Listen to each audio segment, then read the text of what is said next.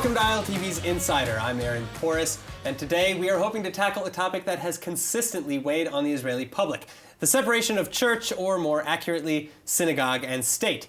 Joining us to discuss is columnist for Newsweek and editor of HistoryCentral.com, Mark Schulman, and Jeremy Salton, political strategist and director of English operations with the Yamina Party. Now, those visiting the Jewish state of Israel for the first time might be surprised to note just how seriously the state takes its moniker.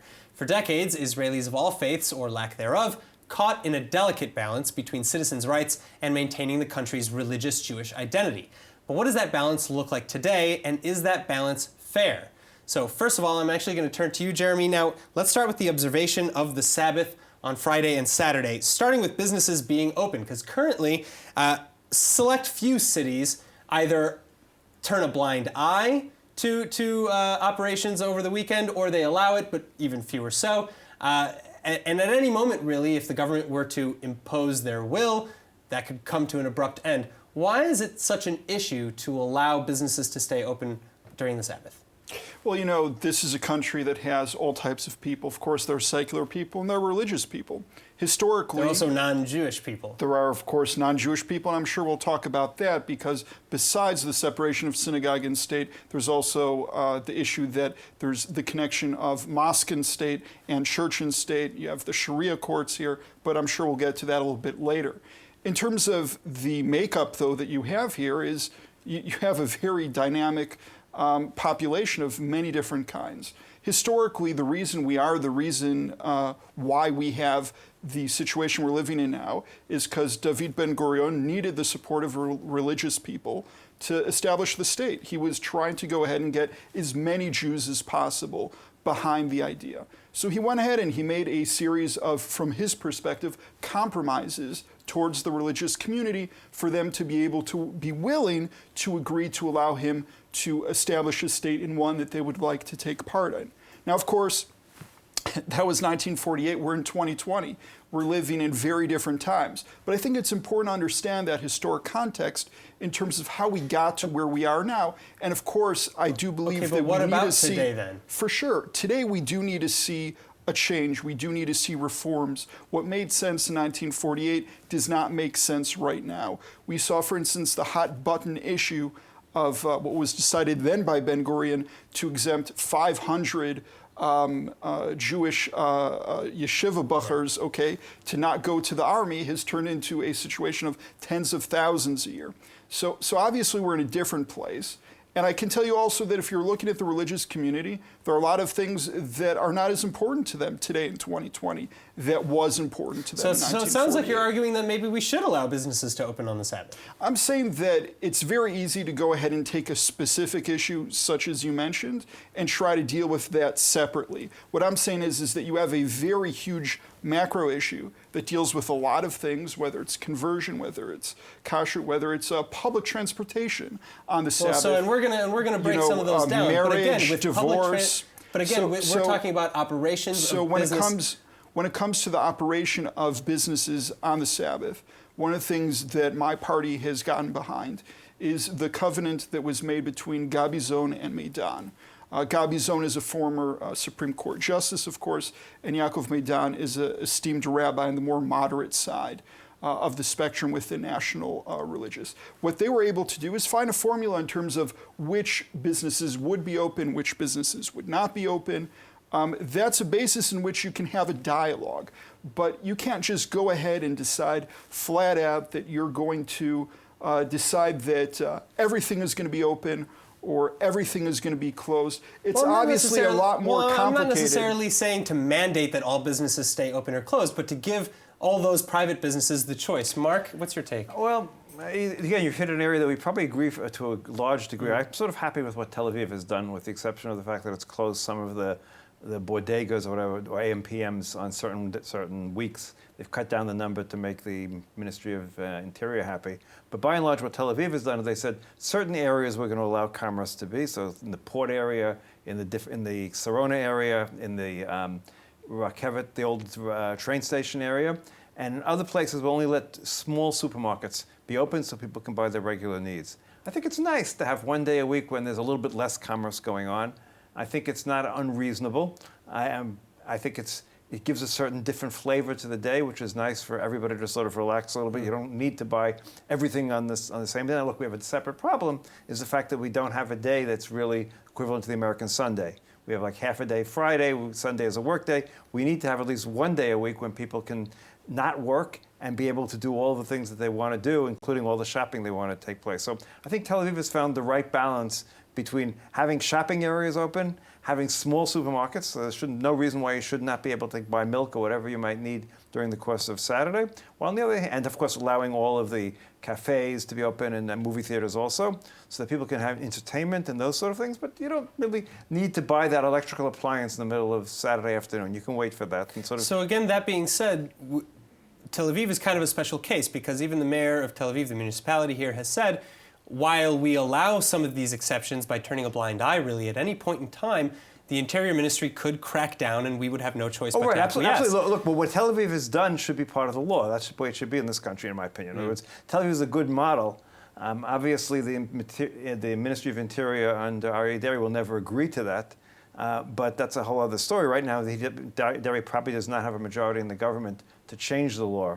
And that was part of the things that by Blue and White being in this coalition, it probably will not happen, what Deri would like to see done. However, this is the right balance, in my opinion, to sort of allow people a place to go shopping and yet not to turn the whole city into a shopping center. You know, I disagree that Tel Aviv is the model for the entire country. You could make the argument whether Tel Aviv is the model for Tel Aviv, but for sure in Jerusalem, I don't see that working. In a majority of cities, whether it's in the north or the south, I don't see that working. Maybe for some of the sister cities within the Tel Aviv metropolitan area. Why doesn't that work in those cities? Because again, you have to look at who the population is. I can tell you the arrangement we have in Mevaseret Zion, where the majority of people are secular. Everything is closed on the Sabbath. The reason that everything is closed is because they want a certain quality of life which you get when everything is closed. And yes, there's the option to get into your car and go elsewhere. It's easier when you live in a city like I do that has a higher socioeconomic level. It's a little bit more difficult, let's say, for someone who might be living in Bat Yam who wants to get up to Herzliya or northern Tel Aviv, and I understand that issue. But in a majority of places, and I can tell you as someone who's definitely throughout the last year, I've had a lot of campaign stops throughout the entire country. When it comes to religion and state, we hear this a lot coming up within the Gush Dan area, the Tel Aviv metropolitan area, the entire area also where you see a predominantly secular Ashkenazi population. You go out to the periphery where it's more Sephardi, it's more traditional. Even if they're not religious, this isn't necessarily things that are important to them. You know, if you go up to Nahariya, that's not a cultural center. They're not looking necessarily to go ahead and open up the movie houses. They're okay spending a day without that. In Tel Aviv, you have a different population. It's obviously, you know, beyond a financial, it's a cultural center of the country.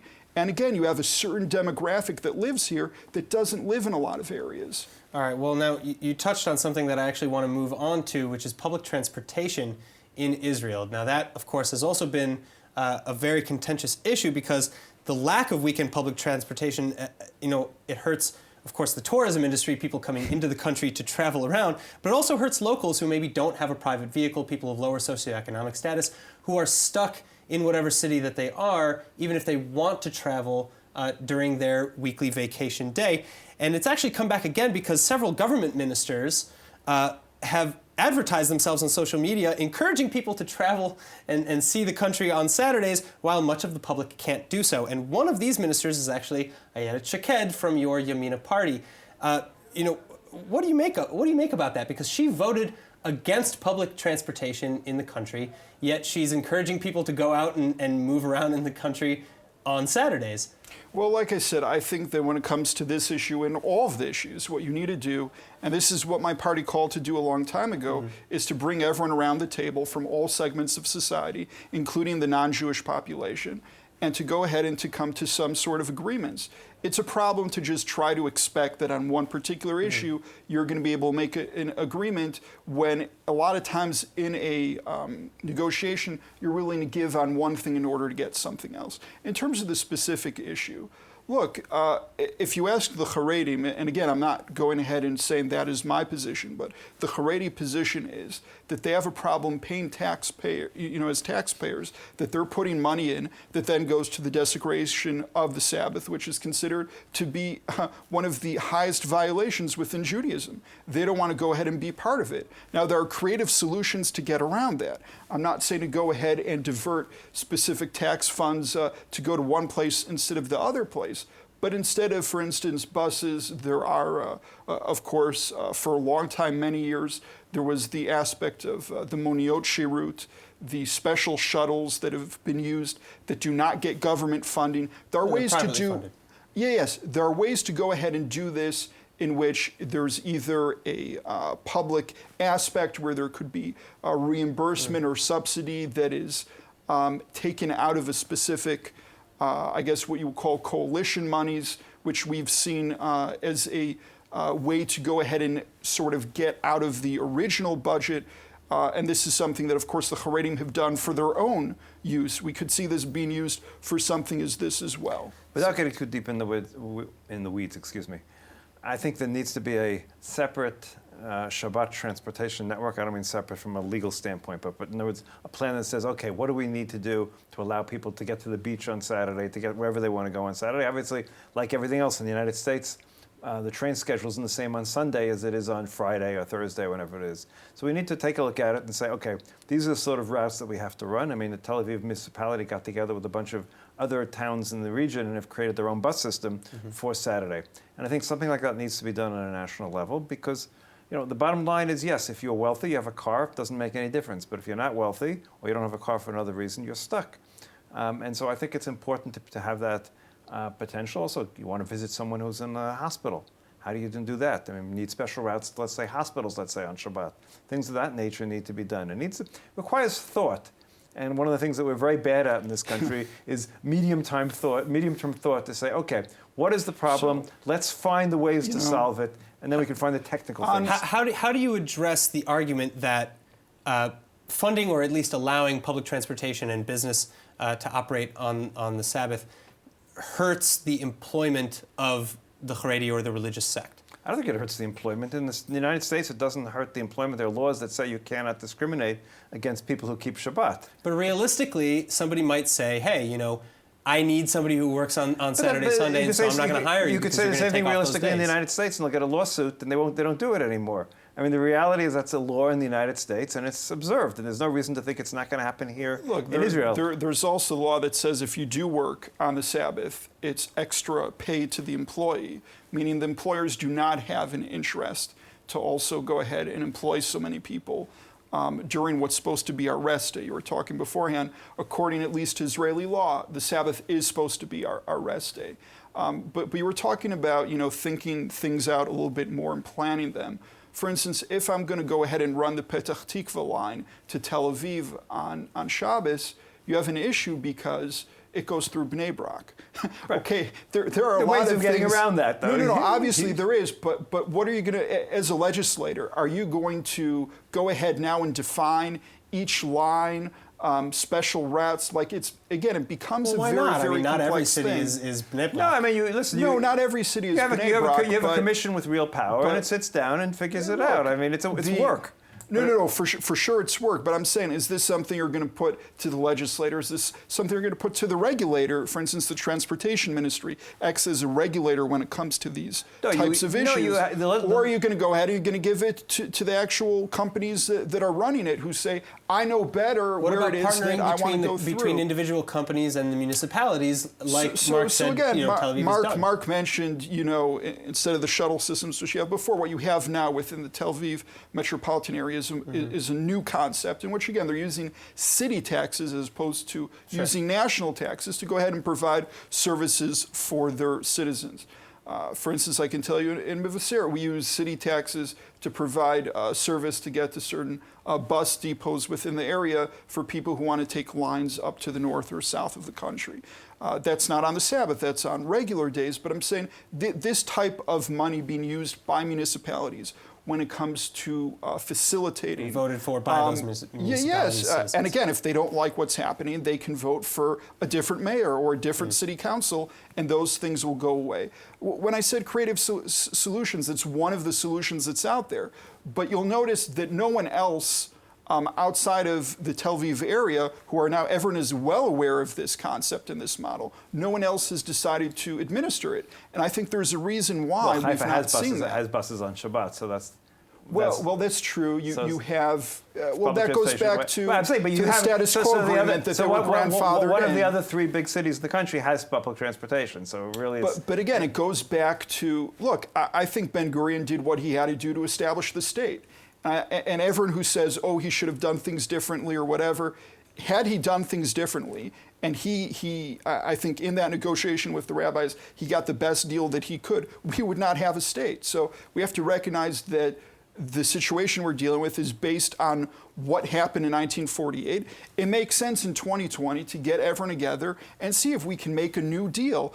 And I'd like to mention the aspect of the Christians and the Muslims in this too, because once you start talking about a lot of these religious courts or marriage or divorce or things like that, we see suddenly the ultra-Orthodox, right, the Haredim, are hand in hand with all of the Arab parties and all of the non-Jewish representatives, because they don't want to see intermarriage, for instance.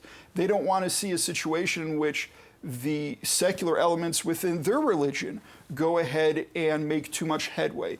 It's very interesting, right? You would expect that the minorities would be protesting about these issues, that they can't go where they want to on Saturday. But the truth is that they don't, because they benefit from this situation, and they actually do not want to see a change to this. Okay, well, I mean, now we're touching some of the more important areas as far as I'm concerned. Marriage? Well, marriage, the whole issue of civil courts versus religious courts. I'm in favor of eliminating the religious courts unless someone wants it.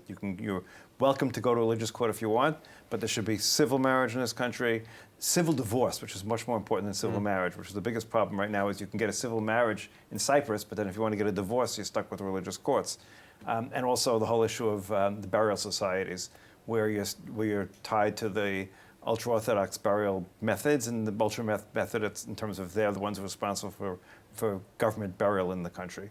These things should all become civil, and it should be civil society that decides. So that is actually a really big topic, because currently, just for the viewers who don't understand that, there is no civil marriage in Israel, or gay or legal partnership in that sense. What a non-ultra-Orthodox couple would then have to do is travel outside of the country to a nation like Cyprus, where these civil unions are allowed, get a civil union, and then bring that marriage license back to Israel where it can be ratified. So, why not have a civil union? I mean, you mentioned not wanting interfaith marriage, but it's more than that. We're also talking about maybe secular people who would benefit from that.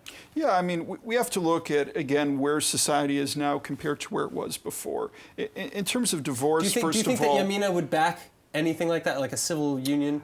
Look, there's obviously a very big difference between marriage and civil union. There's a very big difference between the official recognition of the state and giving basic rights that are equal to everybody.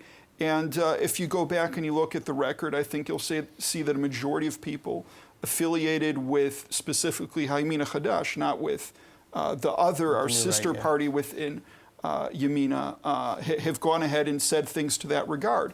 But I think, again, you need to understand where things are. You mentioned divorce. There's no international agreements when it comes to divorce, because that's still a very hotly tested issue within the international arena. When it comes to marriage, it's a lot easier. That's why Israel, who signed all these international agreements, it goes ahead and recognizes whether you're from Cyprus or other countries coming in with a marriage license. In terms of burial, again, it goes back to the status quo. You can go to a nearby kibbutz, and you can go ahead and get a burial that has nothing to do with the rabbinate. There are things that were grandfathered in. No, that's true, but I'm saying there are a lot of exceptions. There are loopholes. Yes, Cyprus is a 45-minute plane flight.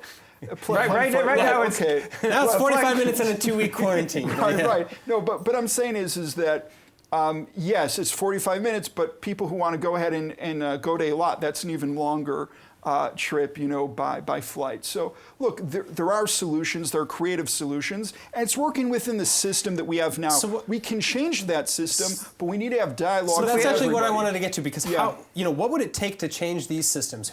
What parties would need to be involved, and how likely is that to ever occur? Very small, because the reality, let me put it this way, we have to solve our right-left issue on the Palestinians before we can deal with religion. Because what's happened here over the last 60, 70 years?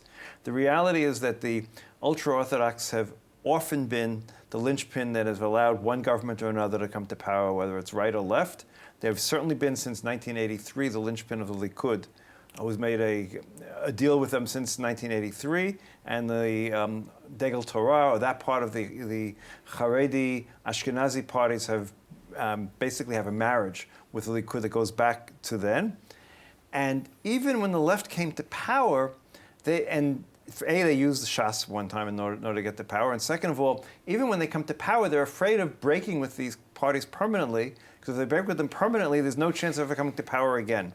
So as long as those parties are the key to coming to any sort of government, no one is willing to go out and say, no, we're not going to listen to you, we're going to do what most Israelis want. Because 70% of Israelis certainly want significant reform. We can argue where that reform would come to, but 70% of Israelis want significant reform in this issue. Comment. I was going to say, I agree with you and I disagree with you. In 2013 to 15, Bennett and Lapid had a great relationship. There was a government without without Haredi parties. What happened was, though, that collapsed as a result of the fact that Lapid decided he cared more about the Palestinian issue than religion and state issues, which was unfortunate. So that's why I sort of agree with you. I also disagree with you because when it comes down to it, most Israelis do care about these issues. It's true that they vote on security issues, but if the parties decided that they themselves would go ahead and focus on these things, then we could go ahead and see change. And it doesn't. We've had governments without the Haredim. We also had that with Lapid's father, Tommy, back in Sharon. We've had governments like that. But what's happened is that we have a situation where, for whatever reason, the left decides to keep going back to the Palestinian issue instead of doing anything on this. All right. Well, I know that we could talk about this endlessly. I want to thank Jeremy Salton and Mark Sholin for coming in again and discussing these hot topics with us. Tune in next time on Insider for more in-depth analysis on everything Israel. Also, if there's a topic that you want us to cover next, please let us know in the comments section online. And finally, remember that for more news from Israel, follow ILTV on Facebook, like us on Instagram, and subscribe to our YouTube and Roku TV channels. I'm Aaron Porras. Thank you so much for watching.